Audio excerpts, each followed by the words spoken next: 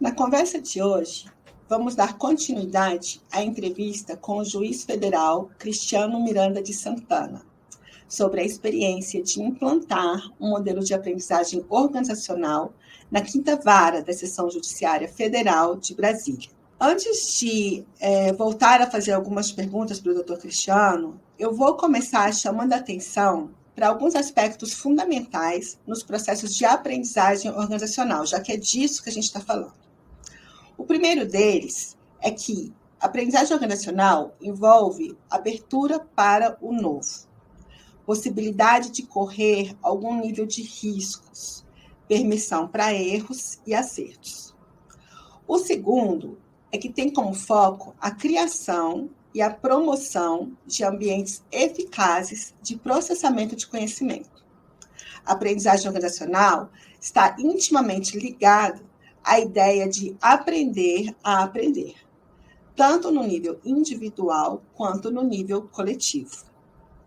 Aqui é importante pontuar uma reflexão trazida por Peter Senge, que coloca que a aprendizagem individual ela não garante a aprendizagem organizacional. Porém, as organizações só aprendem por meio dos indivíduos que aprendem. Então, não tem como a gente fugir, né? Como é que a gente vai falar de uma organização que aprende se a gente não falar do indivíduo que aprende? Doutor Cristiano, mais uma vez, muito obrigada por você estar aqui. Prazer é todo meu, Ana. Satisfação imensa estar aqui, compartilhando essa tribuna virtual contigo e conversando também à distância com várias pessoas que ainda não conhecemos, mas que teremos o prazer de um futuro breve conhecê-las. Tal como a gente conversou na primeira parte, dessa entrevista, dentre os elementos trabalhados durante a implantação do modelo de aprendizagem organizacional na 5ª Vara, hoje você está na Bahia, na 10ª Vara, não é isso? Mas esse trabalho do qual a gente está falando aqui foi um trabalho desenvolvido quando você estava em Brasília, na 5ª Vara. Então, conforme a gente conversou na primeira parte da entrevista, a gente trabalhou alguns elementos durante o processo de implantação do modelo de aprendizagem organizacional lá na 5ª Vara. E aí, dentre os elementos que foram trabalhados, a gente destacou 5 elementos que estão relacionados às competências conversacionais. O primeiro dele é capacidade de fala e de escuta. O segundo foi capacidade de criar espaços emocionais expansivos. O terceiro foi capacidade de fazer juízos. O quarto foi capacidade de fazer pedidos, ofertas e promessas. E o quinto foi capacidade de desenvolver diferentes tipos de conversações, Capacidade de, ora, fazer uma conversa que é uma conversa para uma possível outra conversa, ora, fazer uma conversa que é uma conversa para executar uma ação, enfim. São vários os tipos de conversas.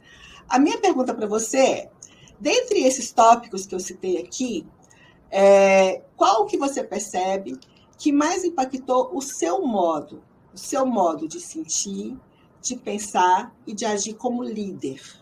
E por quê? Muito bem. Sinceramente, todos esses estão assim entrelaçados. Mas, diante da pergunta, vou colocar aqui aquele que me parece que sobressaiu, mais me afetou, digamos assim. E dentre estas variáveis, fora a variável de como fazer pedidos e ofertas. E por quê? Isso no aspecto que você pontuou da minha atuação como líder de uma unidade. Isso porque todos nós vivemos em uma vida de relações. Estamos constantemente nos comunicando, solicitando, recebendo solicitações, fazendo compromissos, no caso do líder, estabelecendo as metas em parceria com sua equipe, fazendo pedidos para que prioridades sejam estabelecidas diante de um exame do contexto geral.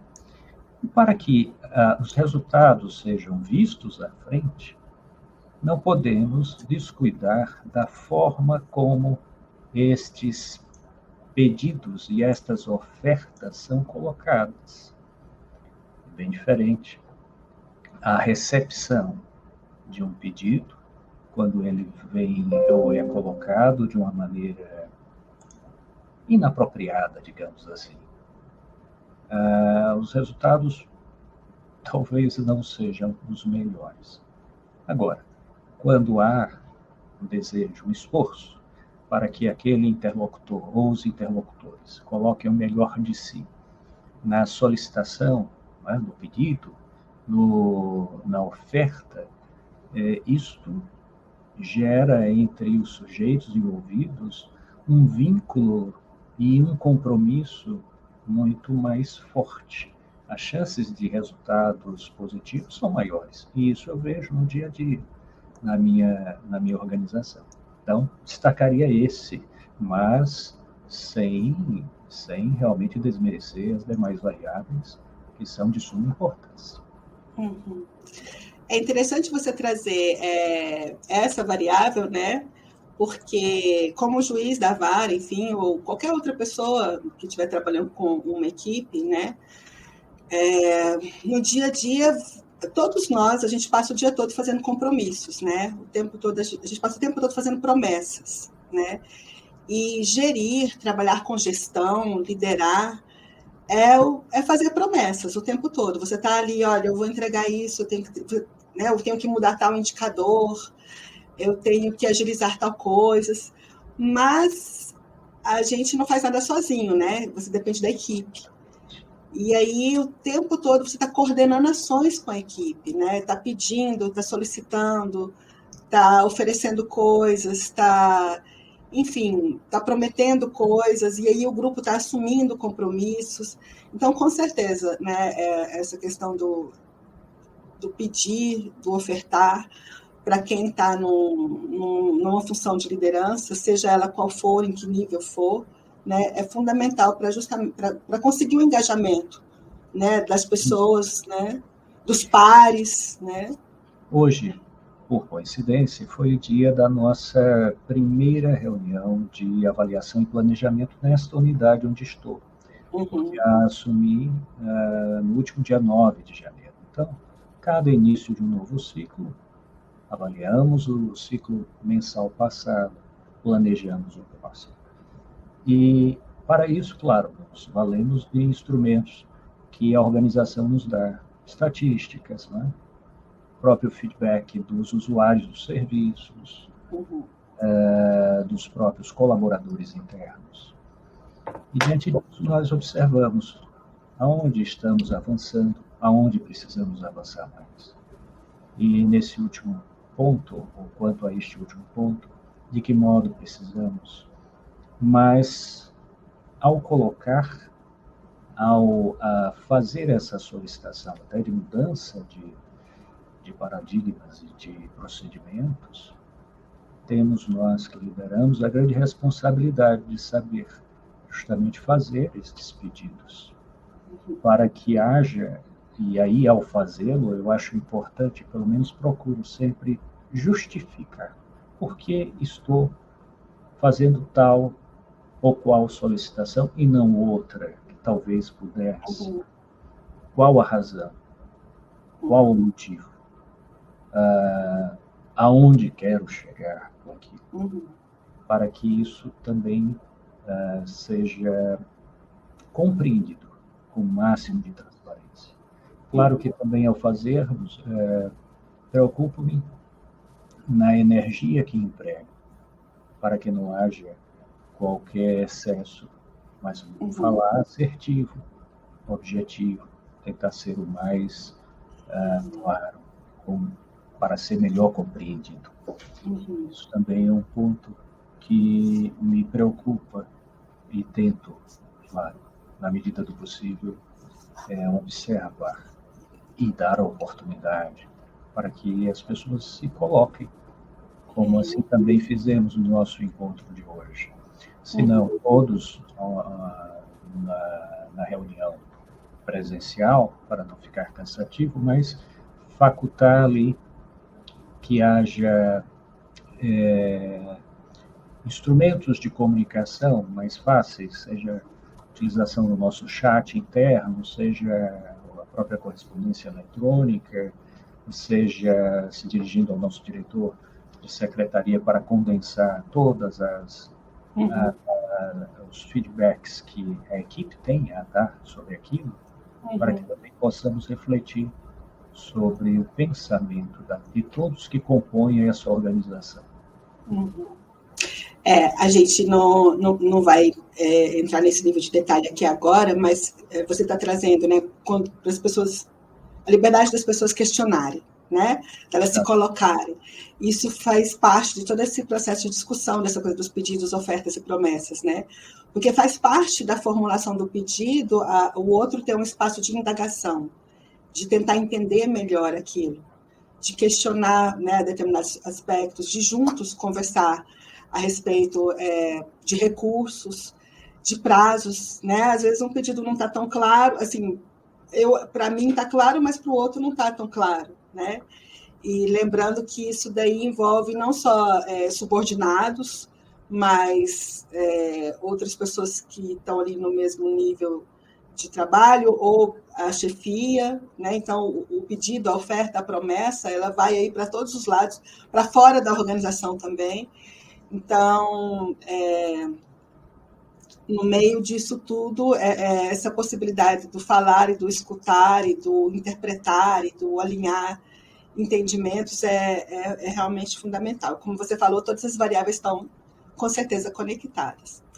Agora, doutor Cristiano, esses temas, assim, não são temas, esses que eu citei aqui, né? Falar e escutar efetivo, pedidos, ofertas e promessas, criação de espaços emocionais, né? Esses temas não são temas muito comuns em determinados órgãos, né? De serem discutidos ali dentro, ou das pessoas dedicarem tempo para isso, né? E aí, eu entendo que nem sempre é muito fácil, né, levar esse tipo de temática para um determinado grupo, né? E aí eu pergunto para você, na sua experiência, né, assim, quais foram os principais desafios que você, na época como juiz titular da Quinta Vara, né, encontrou para trabalhar esses temas durante o processo de implantação de um modelo de aprendizagem organizacional com aquele grupo? Que tipo de desafio que você encontrou? Alguns, principalmente a romper uma certa estagnação, eu diria, estimular a ousar, porque muitas vezes os agentes que participam de uma instituição, e a própria instituição, por consequência, realiza procedimentos sem pensar sobre o próprio procedimento que está realizando, no sentido de buscar alternativas que sejam mais eficazes. E muitas vezes ficam fazendo, girando, e de uma forma até ilusória, querendo resultados diferentes, mas sempre fazendo do mesmo modo, o que seria muito difícil de obter esses resultados diferentes e mais, vamos dizer assim, promissores. Então, ainda que este comodismo que às vezes se abate em nós próprios, ou no grupo onde estamos inseridos, ou, de certa forma, muitas vezes, uma baixa autoestima, no sentido de não acreditar que é possível se fazer melhor. E aí, muitas vezes, temos que tentar dar uma injeção de entusiasmo nos que estão em nossa volta e que participam da nossa organização. E para isso, claro, nós precisamos dar uma pausa no que estamos fazendo, para nos permitir refletir como estamos fazendo e qual outro caminho poderíamos experimentar para fazer diferente e, quem sabe, alcançar resultados melhores, com um dispêndio menor de energia. Sei que muitos podem pensar, puxa, mas no meio de tanta coisa para fazer, aí aqui está. E aí é o que faz a diferença entre um e outro gestor. Aquele que apenas faz e aquele que pensa sobre o que está fazendo, no intuito de sempre tentar encontrar um caminho que produza resultados tão quanto em termos numéricos, mas também qualitativamente melhores, com um dispêndio de energia menor. E isso, é claro, vai proporcionar a todos uma melhor qualidade de vida para cada sujeito participante. Então, dentre esses desafios, quebrar a inércia, um deles, e essa estagnação que falava, levar a autoestima, fazer com que a equipe acredite, e esse processo de comunicação é fundamental.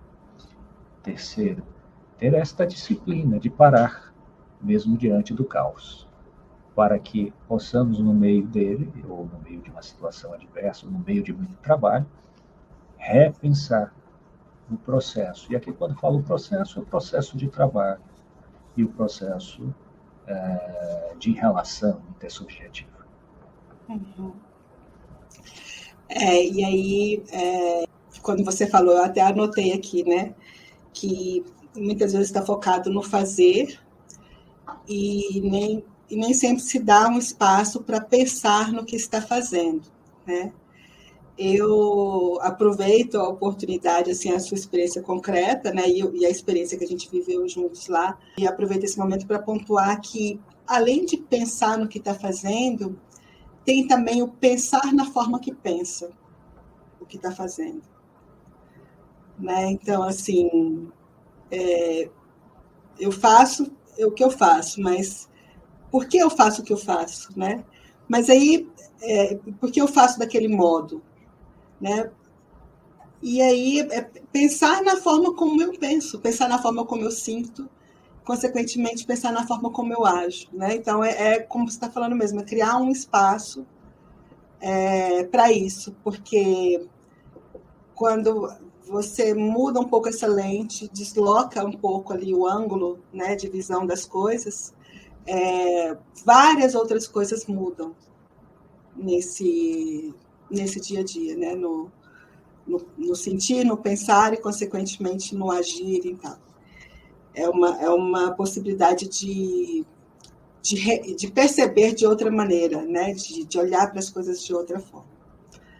Mas, enfim, dentro disso que a gente está falando aqui, né,